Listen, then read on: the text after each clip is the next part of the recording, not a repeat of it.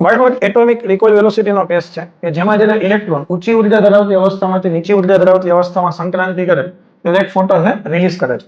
Momentum કન્ઝર્વેશનના કોન્સેપ્ટથી આપણે એવું કહેશું કે ફોટોન જ્યારે આગળની સાઈડ જાય છે ત્યારે એટમ છે એ પાછળની બાજુ શિફ્ટ થશે એને આપણે સ્પીડ આપશું રિકોઇલ વેલોસિટી અત્યારે આપણે જોઈએ છે. તો વેગમાન સંરક્ષણના કોન્સેપ્ટ પરથી એટમ અને ફોટોન બંનેનું કમ્બાઈન થઈ અને નેટ વેગમાન કેવું થઈ જશે? 0. કારણ કે ઇનિશિયલી વેગમાન કેવું હતું તમારી પાસે? 0 હતું. તો એટમ છે ને પાર્ટિકલની જેમ કન્સિડર કરીએ તો એની સ્પીડ આપણે લખીએ છીએ m into v મોમેન્ટમ લખીએ છીએ અને ફોટોન માટે મોમેન્ટમ ધ બ્રોગલીના સિદ્ધાંત ઉપરથી h લેમ્ડા આપણે આપશું. તો જ્યારે તમે v રિકોઇલને તમે કરતા બનાવશો